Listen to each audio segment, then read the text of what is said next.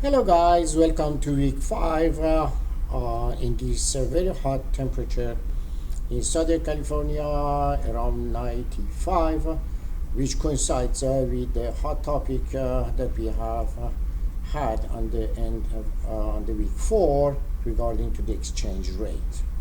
While I was very happy to read your comments and your expose, let me share with you two experiences that I have had in this regard. One of them is regarding to Republic of Cameroon.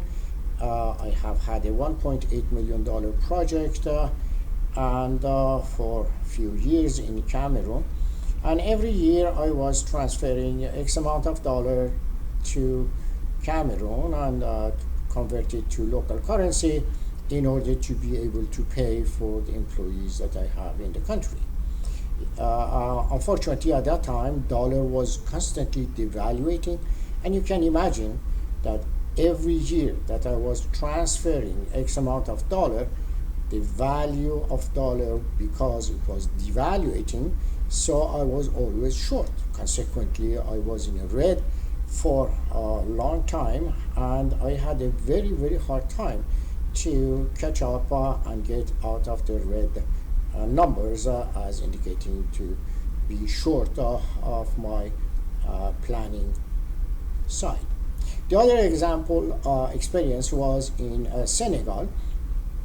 At that time, French African countries, French speaking African countries, they have their currency pegged to French franc, and every French franc was equivalent to 50 CFA, African countries currency.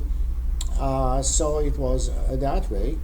And suddenly in July 93, World Bank decided to change the exchange rate of 50 to 1 to make it 100 to 1. Can you imagine that you wake up in the morning and suddenly you realize your wealth is cut in half? How devastating news is going to be, and how depressed you could be, and how angry you could be, and so forth. So bottom line is, at the time that you are dealing with developing countries, you have to do your risk management, especially for the exchange rate issues, very thoroughly because of these fluctuation and changes. And consequently, at the time that you are looking at some issues, some indicators like as return on investment, you have to take a higher number in order to make your project acceptable.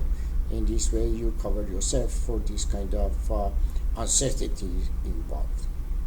Besides that, I have two comments regarding to the way that you have responded.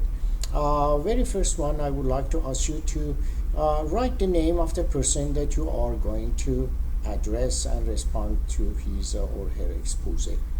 Blackboard is not yet so sophisticated, at least for me, to read to whom are you responding to.